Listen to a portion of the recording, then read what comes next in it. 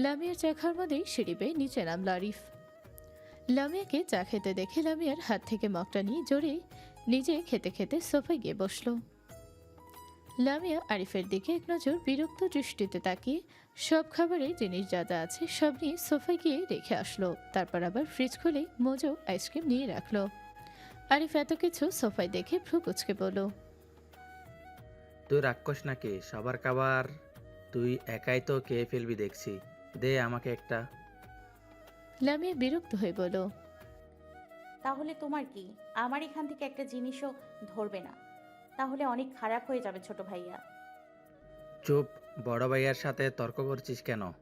আর কি কি আছে সব নিয়ে আই, পারলে পুরো কিচেনটাই উঠিয়ে নিয়ে আই। বলেই টিভি অন করলো আরিফ।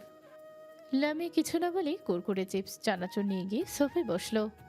আরিফ এক নজর লামিয়ার দিকে তাকিয়ে বলল, কিরে, তোর চেহারা এমন টম হয়ে ফুলে আছে কেন? আবার ঠান্ডা লাগিয়েছিস? লামিয়া নাক টেনে বলল। হুম, লেগেছে একটু। আরিফ রাগী চোখে তাকিয়ে বলল, তাহলে আবার ফ্রিজের জিনিস এনেছিস কেন? তাড়াতাড়ি রেখে আই। লামিয়া বিরক্ত হয়ে বলল। উফ, ছোট ভাইয়া বিরক্ত করো না তো। আরিফ রাগী চোখে লামিয়ার বেনি টেনে ধরে বলল। রেখে আসবি কি না? লামিয়াও রেগে আরিফের চুল টেনে ধরল। উপর থেকে রাশেদ আর শুভ্র নিচে নামছিল। আরিফ লামিয়ার চুল টানাটানি দেখে রাশেদ তাড়াতাড়ি নিচে যেয়ে আরিফের হাত ধরে লামিয়ার চুল ছাড়িয়ে নিয়ে ধমকে বলল, আরিফ, তোকে কতবার বলেছি বোনদের গায়ে হাত দিবি না। আরিফ রাশেদের ধমকে চুপসে গেল। শুভ্র কঠোর চোখে দেখল সব। আস্তে ধীরে এগিয়ে এসে লামিয়ার পাশে দূরত্ব বজায় রেখে বসল। রাশেদ শুভ্রের পাশে বসে ফোন দেখতে ব্যস্ত হয়ে গেল।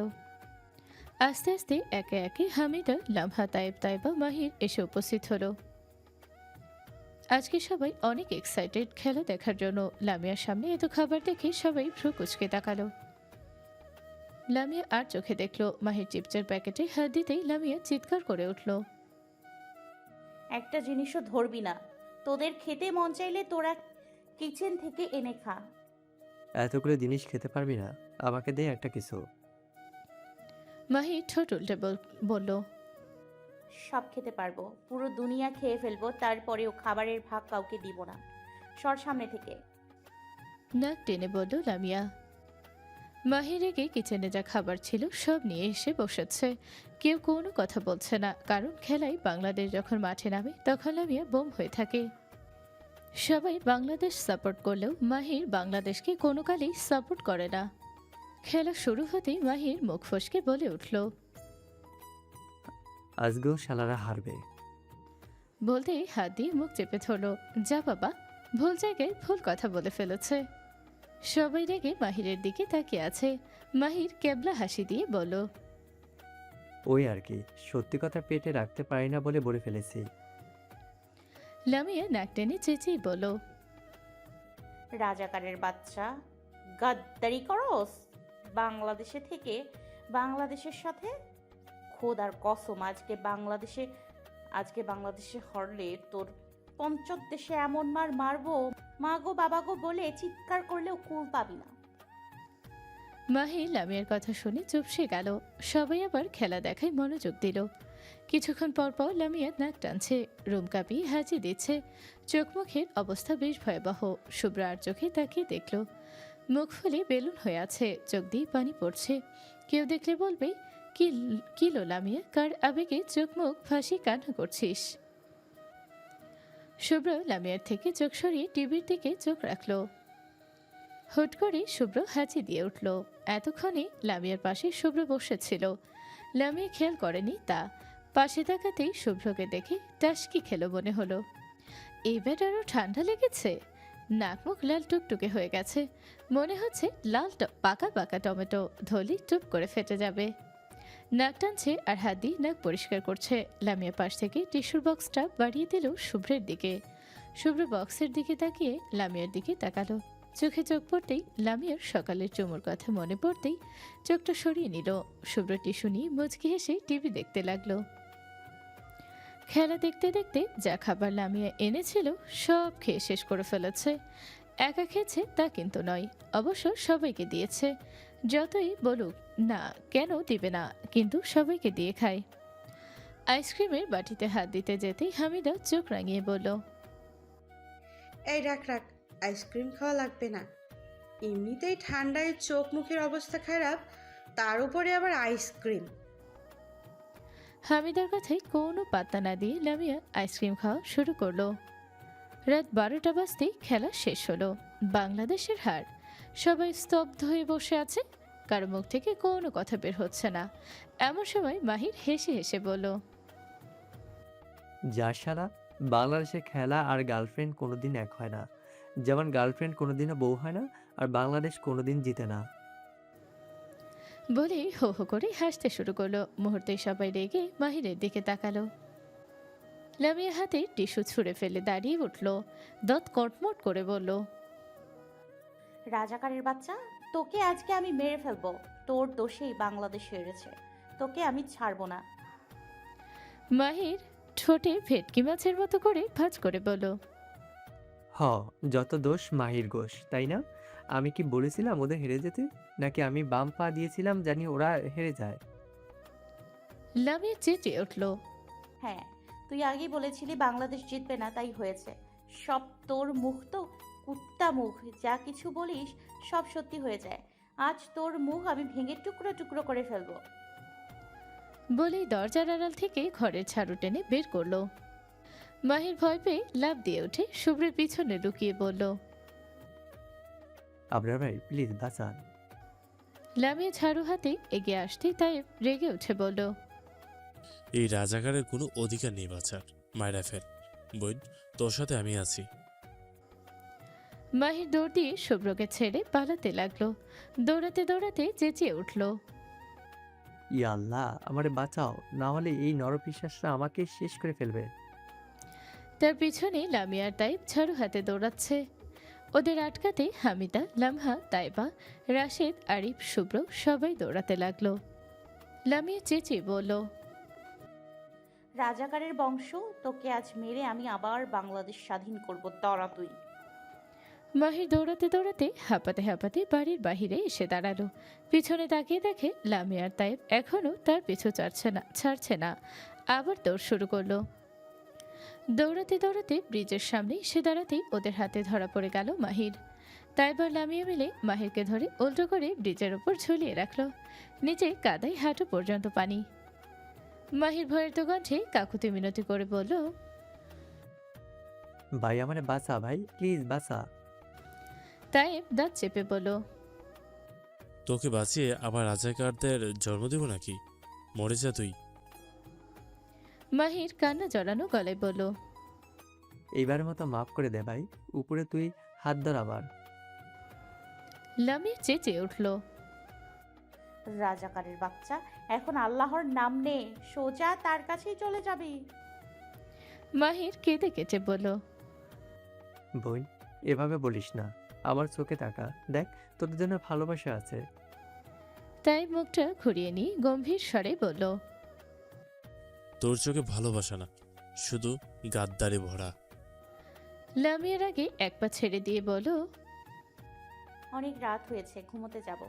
কেচ্ছা খতম কর, ছেড়ে দে ওরে। মাহির ভয়ে চিৎকার করে উঠল। না না, এমন করিস না বোন। ঠিক তখনই হামিদারা সবাই দৌড়ে এসে হাজির হলো। রাশেদ ছুটতে গিয়ে আটকাতে যাবে, তার আগে তাইব আরেক পা ছেড়ে দিল। ঠাস করে মাহির কাদা পানিতে পড়ে গেল। লামিয়া তখন গলা ফাটিয়ে বলল, রাজাকারের বাচ্চা, আজকে বেঁচে গেলি, দ্বিতীয়বার গাদ্দারি করলে তোর মুন্ডু কেটে ডুগডুগি বাজাবো পুরো মহল্লায়। রাশেদ আর আরিফ কাদামাটি থেকে মাহিরকে টেনে তুলল। পুরো ভিজে কাদামাটিতে কাদা ভূত হয়ে বের হলো সে। সবাই তা দেখে পেটে হাত দিয়ে হাসতে লাগলো, কেউ মাটিতে গড়াগড়ি খেতে লাগলো। মাহির রেগে ধূপধাপায় বাড়ির দিকে হাঁটতে লাগলো। পেছনে তায়েব লামিয়ার কাঁধে হাত রেখে হেলে দুলে হাঁটছে, আর বাকি সবাই হাসতে হাসতে বাড়ি ফিরল। ভার্সিটির মাঠে জড়ো হয়ে দাঁড়িয়ে আছে সবাই। তায়েব, তায়েবা, মাহির লামিয়াকে আটকে ধরে রেখেছে। রাগে ফুসফুস করছে লামিয়া। সামনে ঘাসে বসে পড়ে আছে একটি মেয়ে, কপাল দিয়ে গল গল করে রক্ত পড়ছে। মেয়েটার দলবল মেয়েটিকে ধরে ভয়ে তাকিয়ে আছে লামিয়ার দিকে। কিছুক্ষণ আগের ঘটনা। দুদিন পর ভার্সিটিতে প্রোগ্রাম হবে, সেখানে লামি গানে আর তাইবা নাচে নাম দেওয়ার জন্য এসেছে। মাহির আর তাইব কোনো কিছুতেই পার্টিসিপেট করেনি, তারপরও তাদের সাথে এসেছে। গিটার কাঁধে নিয়ে ক্লাসরুমে ঢোকার সময় অধরা এসে পথ আটকালো তাদের। অধরা এই ভার্সিটির সবচেয়ে সুন্দরী মেয়ে, তার আরও এক পরিচয় আছে, মাহিরের খালাতো বোন, কিন্তু কোনো ভালো সম্পর্ক নেই তাদের মধ্যে। একই তো ভার্সিটিতে পড়ে, প্রায় সময় দেখা যায় হয় তাদের। অধরা মাহিরকে অনেক পছন্দ করে, কিন্তু মাহির এসব পাত্তা দেয় না। যতই সুন্দরী হোক না কেন, সেসব ছেঁচড়া স্বভাবের মেয়ে পছন্দ করে না। অনেকবার অধরাকে রিজেক্ট করেছে, কিন্তু তারপরও তার পিছু ছাড়ে না। এসব নিয়ে লামিয়া বেশ বিরক্ত। অধরার সামনে এসে দাঁড়িয়ে গায়ে থাকা শার্টটা টেনে ক্যাপটা ঠিক করে গলা খাকারি দিয়ে কিছু বলার আগে লামিয়া নাকে হাত দিয়ে বলল, এই তায়েব তায়েবা মাহির পচা গন্ধ আসছে কোথা থেকে? তাইবা নাকে হাত দিয়ে তাইবের দিকে তাকিয়ে বলল। তুই আবার বায়ু দূষণ করেছিস নাকি? হ্যাঁ, তাইব রেগে বলল। সে বুড়ো হয়ে যাচ্ছি তো, তাই দাঁড়িয়ে থাকতে ভীষণ কষ্ট হয়। লামিয়ার সামনে ফিরে অধরাকে বলল, গায়ে কি মেখে এসছিস? ছি, গন্ধে পুরো ভার্সিটি ছড়িয়ে গিয়েছে। অধরা ভ্রুকুচকে নিজের শরীরে ঘ্রাণ নিল। কোথায়? না তো, তার শরীরে তো কোনো গন্ধ নেই। সামনে তাকাতে দেখলো মাহির, তাইব তাইবা লামিয়া কথা বলতে বলতে চলে যাচ্ছে মাঠের দিকে। তাকে ইগনোর করলো ভেবে দৌড়ে আবার তাদের সামনে গিয়ে দাঁড়ালো। মাহির কিছুটা বিরক্ত হয়ে বলল, কি সমস্যা তোর? এইভাবে বারবার পথ আটকাচ্ছিস কেন? অধরা আর একটু সামনে এসে মাহিরের শার্টের উপরের বোতাম হাতে রেখে বোতাম খুলতে যাবে, তার আগে লামিয়া থাবা দিয়ে অধরার হাত হলো। অধরা রেগে গেল মনে হলো, ছাড়া দিয়ে লামিয়ার থেকে নিজের হাত সরিয়ে নিয়ে দৌড়ে সরে দাঁড়ালো। লামিয়া বিরক্ত হয়ে বলল, এই ভরা মাঠে তুই ওর বোতাম খুলছিস, এটা কেমন অসভ্যতা? বলে মাহিরের কাঁধে হাত রাখলো। লামিয়া মাহিরের কাঁধে হাত রাখতে অধরা রেগে গিয়ে বলল, মাহির, তুই কেন বারবার এমন দূরে সরিয়ে দিস আমাকে? আমি তোকে ভীষণ ভালোবাসি। আর সবসময় লামিয়া আমাদের মাঝে কথা কেন বলে? মাহির বিরক্ত হয়ে বলল, কিন্তু আমি তোকে ভালোবাসি না, তাই বারবার বিরক্ত করতে আসিস না। সব সময় তোকে দেখলে আমার বিরক্ত লাগে। আর ও আমার বোন বলবে না তো কে বলবে? লামিয়া তাইব তাইবা হেসে উঠল। লামিয়ার হাসি যেন অধরার শরীরে আগুন জ্বালিয়ে দিল। এই লামিয়াকে দেখতে পারে না সে, একদম সহ্য করতে পারে না লামিয়াকে। অনেকের কাছে শুনেছে মাহিরের সাথে নাকি লামিয়ার কোনো সম্পর্ক আছে, তার জন্য আরও দেখতে পারে না তাকে। তাই অধরা রেগে বলল, কেন ভালোবাসিস না? এই লামিয়ার জন্য? কি আছে এই কালো মেয়ের মধ্যে যা আমার মধ্যে নেই? মাহির এবার বেশ রেগে গেল। অধরা কি বলতে চাইছে সেটা সে ভালো করে বুঝতে পারছে। লামিয়া চুপচাপ তাকিয়ে আছে অধরার দিকে। মাহির রেগে বলল, মুখ সামলে কথা বলো অদরা, আমার বোন হয়। অধরা বাঁকা হেসে বলল, মুখ সামলে কথা বলবো কেন? সারাদিন তোরা চিপকে থাকিস একজন আরেকজনের সাথে, মনে করিস কিছু বুঝি না। আর বোন হয়, আপন বোন তো না, চাচাতো বোন। তোদের মধ্যে কিছু নেই এটাও মানতে হবে। এক ছাদের নিচে থাকিস, এক বিছানায় থাকিস না, তার কি গ্যারান্টি? আর কিছু বলতে পারলো না। লামিয়া কাঁধ থেকে গিটার নামিয়ে অধরার কপাল বরাবর বাড়ি বসিয়ে দিল। অধরা বেশ ব্যথায় ঘাসে পড়ে আছে। লামিয়া চিৎকার করে উঠল, আর একটা নোংরা কথা বললে তোর জিহ্বা আমি ছিঁড়ে ফেলবো। আমার ভাই বোনদের বা আমার চরিত্র নিয়ে একটা উল্টাপাল্টা কথা বলার সাহস কে দিয়েছে তোকে? বলে মুখ বরাবর লাথি মারল। তাইব তাইবা মাহির আটকালো তাড়াতাড়ি করে। এই মারামারির কথা চলে গেছে টিচার কক্ষে। একজন টিচার ততক্ষণে দৌড়ে এসে অধরাকে দেখে তাড়াতাড়ি হসপিটালে নিয়ে গেল। আর অফিস কক্ষে লামিয়া তাইব তাইবা মাহিরকে ডেকে পাঠানো হলো। লামিয়া তাইব তাইবা মাহির বিরক্ত হয়ে টিচার কক্ষে প্রবেশ করতে দেখলো প্রিন্সিপাল আর একজন ম্যাম একেবারে পাশ ঘেঁষে হাত ধরে বসে আছে। মাহিরা ঢুকতেই তারা তাড়াতাড়ি করে হাত ছেড়ে দিল। তা দেখে ভ্রু কুচকে তাকালো মাহিরা। তারপর বাঁকা হেসে লামিয়া মাহির তাইব তাইবা ভিতরে প্রবেশ করেই চেয়ারে আরাম করে বসলো। তা দেখে প্রিন্সিপাল ধমকে বলল, তোমাদের বাসার পারমিশন দিয়েছি আমি।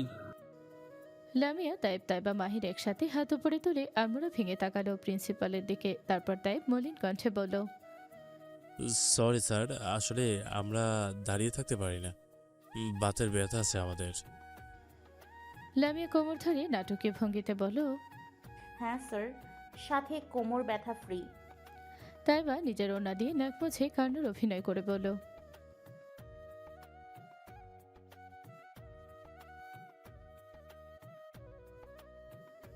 পাশ থেকে ম্যাম তেজি স্বরে বলে উঠলেন। এসব কেমন অভদ্রতা? টিচারদের সামনে বসে বেয়াদবি করছো তোমরা? মাহির বাঁকা হেসে বলল। প্রিন্সিপালের পাশে স্টুডেন্টের সামনে বসে টেবিলের আড়ালে প্রিন্সিপালের পায়ের ওপর পা রেখে এক্কা ডোকা খেলাটাও কিন্তু ম্যাম অসভ্যতামি। মাহিরের কথা শুনে প্রিন্সিপাল দ্রুত পা সরিয়ে নিল ম্যামের পায়ের ওপর থেকে। তাইবা নামিয়া হেসে উঠল। প্রিন্সিপাল ভয়ের তো দৃষ্টিতে তাকালো মাহিরের দিকে। এ ছেলে দেখল কিভাবে? মাহির প্রিন্সিপালের দৃষ্টি বুঝে হেসে উঠল। আরে স্যার, কুল কুল, ভয় পাবেন না। আমি হয়তো জানলাম কিভাবে ভাবছেন। আরে আমাদের 4 ভাই বোনদের মধ্যে আল্লাহ অনেক প্রতিভা দিয়ে পাঠিয়েছেন, যেটা আমরা দেখাই না। কিন্তু আপনি ভয় পাবেন না, আমরা কিছু দেখিনি। বলে লামিয়া তাইবার দিকে তাকিয়ে বলল। কিছু দেখেছিস তোরা? তারা তিনজন ভদ্রভাবে মাথা নাড়ল, মানে তারা কিছু দেখেনি। এই ছেলে তখন থেকে কি উল্টা পাল্টা বলছে। স্যার, আপনি চুপ করে বসে আছেন কেন? ওদের গার্ডিয়ান রাখুন। তোমাদের বাবাদের নাম্বার দাও, আমি কল করব। বেশ রেগে বলল ম্যাম। সরি ম্যাম, আমার বাবা বিবাহিত, নম্বর দেওয়া যাবে না। আর আপনার হাবভাব সুবিধার না, নম্বর দিলে পরে দেখবো আমার মায়ের সংসারে আগুন জ্বলছে। লামিয়া হাই তুলে বলল। ম্যাম রক্তবর্ণ চোখে তাকালো লামিয়ার দিকে। প্রিন্সিপাল স্যার চুপচাপ খাতার নম্বর বের করে কল করলো হামিদ সাহেবের নম্বরে।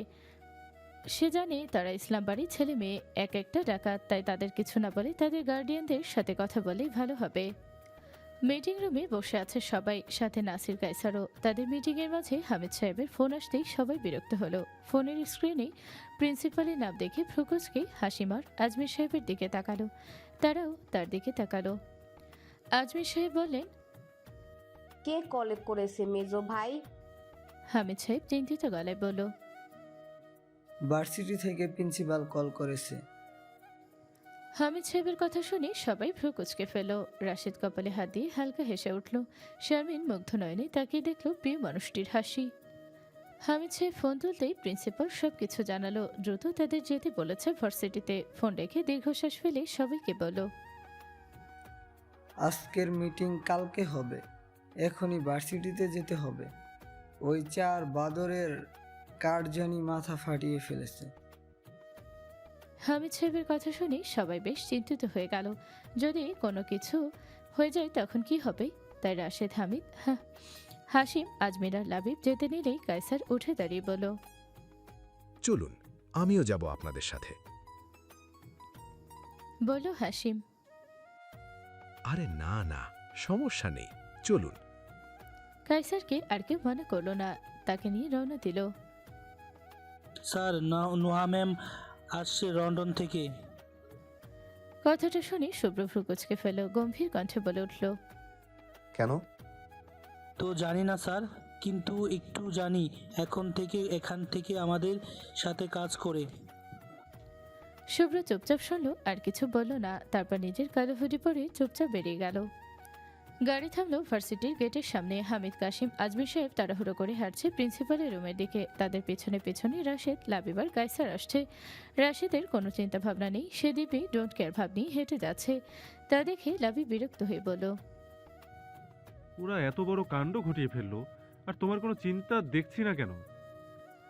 রাশেদ হেসে লাবিবের কাঁধে হাত রেখে বলল, আমি আমার ভাই বোনদের চিনি, ওরা অকারণে কিছু করবে না বা কাউকে কিছু বলবে না। নিশ্চয়ই ওই মেয়ে কিছু করেছে, না হলে লামিয়া ওর কপাল ফাটাতো না। লাবিব ফ্রুকুচকে তাকালো রাশেদের দিকে। তা দেখে রাশেদ হেসে উঠল। কায়সার সব শুনিয়ে বাঁকা হেসে আস্তে করে বলল, very dangerous, I like it. Hamid, Hashim, Azmir, Rashed, Labib, Kaiser রুমে প্রবেশ করতে সবাই হা করে চেয়ে রইল। চেয়ারের ওপর পায়ের ওপর পা তুলে 4 জন গেমস খেলছে, আর তাদের সামনে প্রিন্সিপাল আর ম্যাম রেগে তাদের দিকে তাকিয়ে আছে। প্রিন্সিপাল হাসিম, হামিদ, আজমির সাহেবকে দেখে চোখ মুখ শক্ত করে বলল, আসুন আসুন প্লিজ দেখুন আপনাদের গণধোরা ছেলেগুলো একসাথে মাথা ফাটিয়ে